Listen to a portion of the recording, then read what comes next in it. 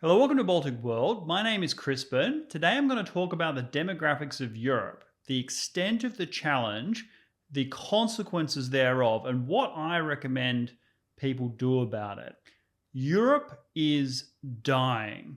As of 2023, the median age of Europe is 44 years of age. That is an increase of 6 years in the past 2 decades. Currently, the proportion of the population that is over 65 years of age is around 20%. 25% in Italy, where the median age is 48, meaning that half the population, 50%, is older than 48 years of age. By contrast, those countries that are growing and dynamic, say for example the Philippines, the proportion of its population that's over 65 is 5%, the vast majority under the age of 30. In fact, across the European Union, every single country bar one has seen its median population age increase. In fact, the only country in the entire European Union that saw its median age fall was Sweden, which did so by 0.1 of a year. And the reason is not because of high birth rates, it's still well below replacement, but rather net migration. Not from Europe though, rather from Syria and Iraq. Those are the top net migration countries to Sweden. In fact, 11 other European countries, including major ones like Spain, Germany, the United Kingdom, have all seen their largest net migration source outside of Europe. Morocco, Turkey, and India, respectively. Now, of course, in this video, I'm not passing judgment with respect to the countries of origin, except to say that the cultures and histories of the source locations is markedly different from the indigenous societies that occupy these European countries. One could argue, particularly in the smaller population countries like Sweden, that a significant overseas-born population will change the local culture. For example, in Sweden, some 20% of the population now is born overseas, again from those Middle Eastern source locations. Meanwhile, the Baltic countries and Poland have bucked this trend in interesting ways. First of all, the proportion of their total population that's born overseas is far smaller. In fact, Poland's population only has 1.4% foreign born. That's up there with Japan. Moreover, the foreign born population that these countries do have are not from far-flung locations.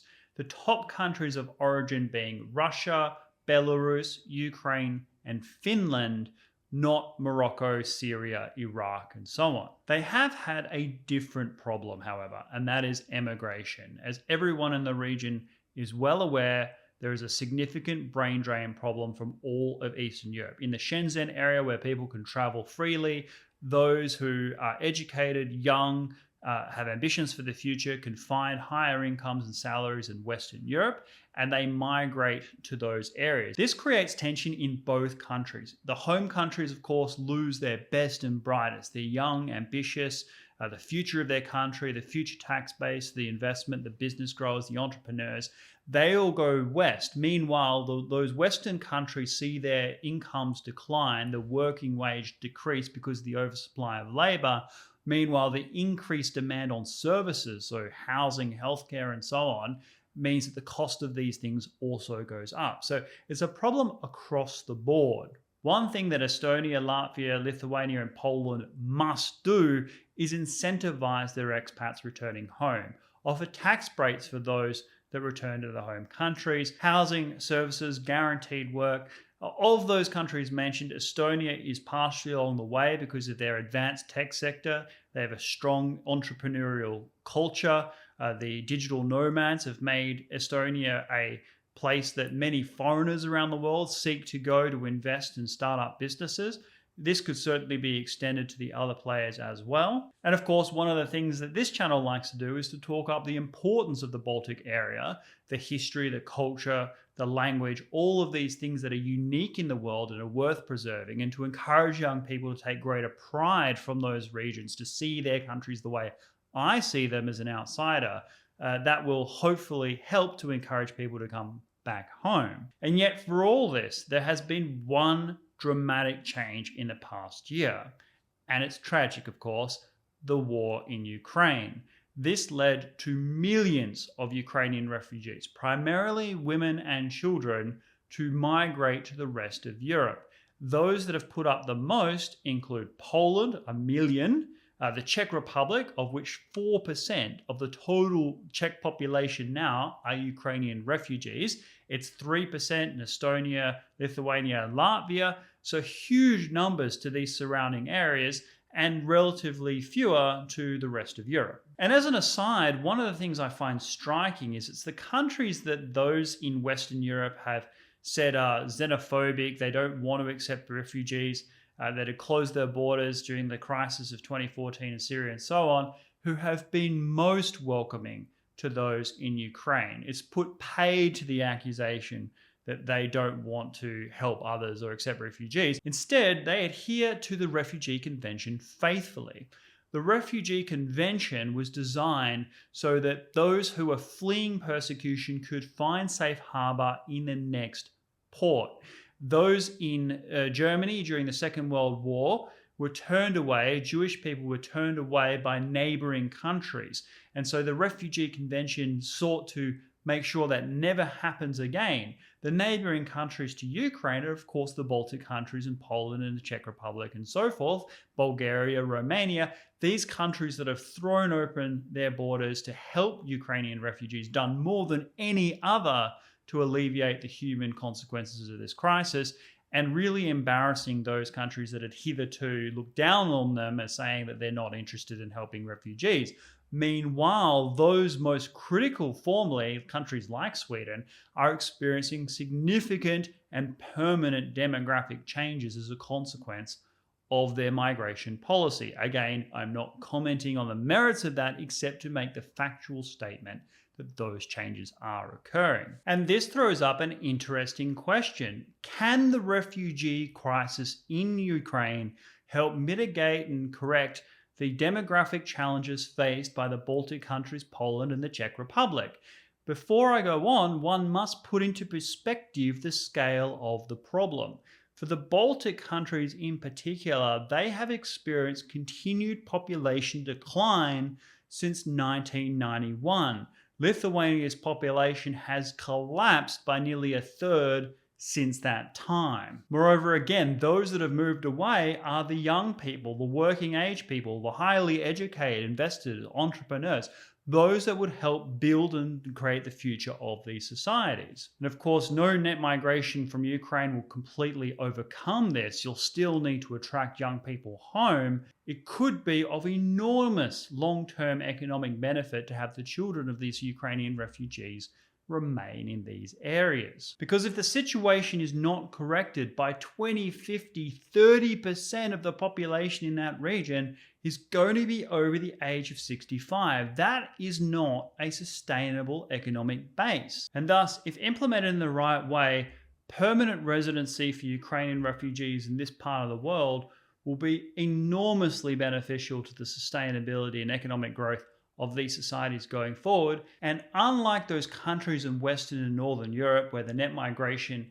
is from countries quite different from them, Ukrainian history and culture is so similar to the Baltic and Poland that they're likely to assimilate into the local culture, with changing the host country minimally and instead adding significantly to them. So how might this be done sensibly in a way that achieves maximum benefit? Well, first of all, those Ukrainians who are already in these host countries should be encouraged to stay there even once they have citizenship. This is really important. It is no good for them to get citizenship of, say, Latvia, only to then move off to Germany or France to try and find work there. Instead, they should be encouraged to learn the local language as a step to getting EU citizenship. And then once they're fluent in this case, Latvian, there should be a guaranteed path for a good job. Plus additional incentives to keep them in country, perhaps housing discounts, the same sort of things that would be offered to the expats abroad. And yet all this throws up yet another demographic challenge. The country with the highest proportion of women in relation to men is Latvia. And add to this the fact that 85% of all Ukrainian refugees are female, this skews that demographic imbalance even further. Of course, when the war ends, hopefully with a complete Ukrainian victory, those men who are fighting in Ukraine, who are married to these Ukrainian women abroad, well, of course, they should have the option to emigrate and support their families in their new host countries and be encouraged to do so. Perhaps they could join the national militaries of the host countries as part of their path to citizenship, imparting their expertise from the experience of their war onto their comrades in the new territory. Those countries might also offer a new migration visa targeted at educated younger men abroad, those that would be willing to migrate to Lithuania, Latvia, Estonia, Poland, Czech Republic, perhaps by passing a language test in the local country, to encourage them to get married and settle down in these countries where the gender imbalance is so significant. This again would be conditional on living in the host country for a significant number of years, long enough that most people would have a family and settle down roots. So all of these factors, attracting young expats home, offering permanent migration for those Ukrainian refugees that have moved to their countries and to bring their husbands with them when the war is over, and attracting other younger men from around the region who are highly educated and have something to offer on condition that they settle down roots in those host countries could do a great deal to solve this demographic problem. This would be done in a careful way to make sure that the culture and identity and history and language of these host countries is preserved, that we don't see the same problems that we're seeing in some other parts of Europe. And yet all of this requires a package of policy initiatives led from the top. None of this can happen naturally. Left to its own devices, most Ukrainian refugees will return home to Ukraine. Expats from Eastern and Northern Europe will continue to migrate west. Birth rates will continue to decline. The median age will continue to increase. And the population demographic challenges will become a total death spiral, reaching a tipping point where it will no longer be fixable.